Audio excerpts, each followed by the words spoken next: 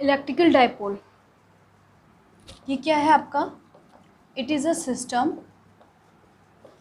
A system of two equal and opposite charges separated by small finite distance। Electrical dipole क्या है आपका? एक system है जिसके अंदर क्या है, it is a system of two equal and opposite charges separated by a small finite distance. आपने लास्ट क्लास में किया था इलेक्ट्रिकल फील्ड इंटेंसिटी। इसके बाद जो हमारा नेक्स्ट टॉपिक है वो क्या है, इलेक्ट्रिकल डाइपोल। यहाँ पे हम क्या कर रहे हैं, एक चार्ज ले रहे हैं प्लस क्यू, माइनस क्यू ले लिया यहाँ पे ले लिया हमने बी पॉइंट ले लिया प्लस क्यू, इसको सेपरेट कर दिया हमने एक डिस्टेंस, ये हमने अपने कन्वेंट के लिए 2a ले रखा है। डेरिवेशन में हम इसको आगे फर्दर जो डेरिवेशन होगी उसमें हाफ डिस्टेंस लेंगे, तो हम a लें 2a का हाफ ले a, वो मोर कन्वेंट होगा एज़ कम्पेयर टू e/2 के, इसलिए हमने अपने कन्वेंस के लिए 2a डिस्टेंस ले रखा है। इसके बीच का जो डिस्टेंस है मिड पॉइंट जो है वो क्या है o, तो यहाँ से यहाँ तक क्या हो गया a, ये क्या हो गया a, 2a क्या हो गई डाइपोल लेंथ, 2a क्या है ये आपकी डाइपोल लेंथ। ठीक है, तो हमने दो इक्वल मैग्नीट्यूड के चार्ज लिए हैं, उनको सेपरेट कर दिया है 2a डिस्टेंस से। तो ये जो सिस्टम हमें मिला है, ये सिस्टम क्या है, इलेक्ट्रिकल डाइपोल का सिस्टम है। लाइक हमारे पास जो HCl है, HCl भी क्या होता है, एक पॉजिटिव चार्ज कंटेन कर रहा है, एक नेगेटिव चार्ज।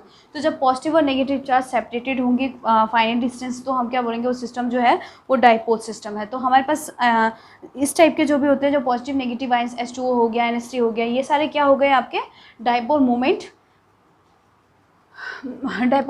शो करते हैं यहाँ पे। तो नेक्स्ट जो टॉपिक है हमारा वो क्या है, इलेक्ट्रिक डाइपोल मोमेंट।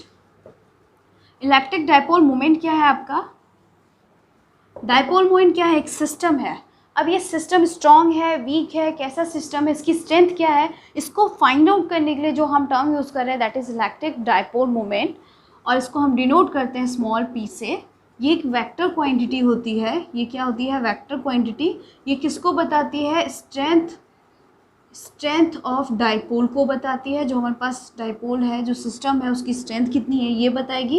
इसकी डायरेक्शन जो होती है वो क्या होती है, always negative to positive direction होती है इसकी, यानी कि यहाँ पे होगी A to B।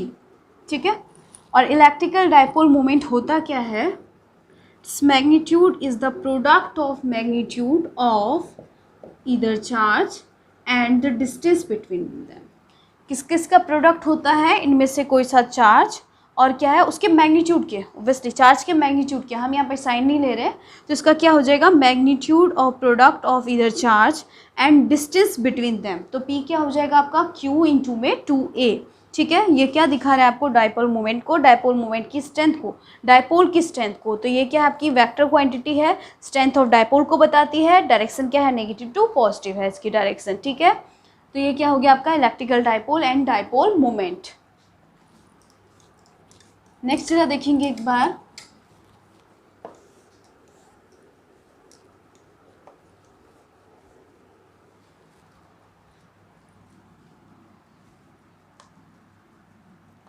एक्सियल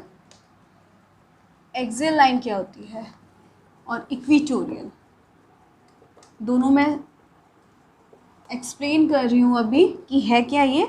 उसके बाद हम इसकी डेरिवेशन भी देखेंगे। हमें क्या निकालना होगा, इलेक्ट्रिकल फील्ड इंटेंसिटी निकालनी होगी on the axial line of dipole पे और on the equatorial line of dipole पे। तो उससे पहले हम समझ लेते हैं कि एक्सियल इक्विटोरियल है क्या।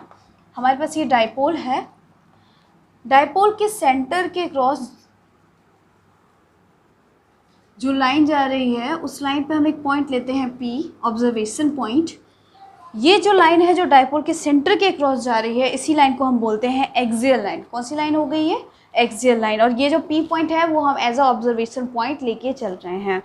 यहाँ पे देखिए जरा एक बार, सिस्टम को स्टडी करना सिखा देती हूँ। ये A पॉइंट है, ये B पॉइंट, ये O इसका सेंटर है, 2a डिस्टेंस लिया था हमने, तो ये क्या हो गया A, ये भी क्या हो गया A।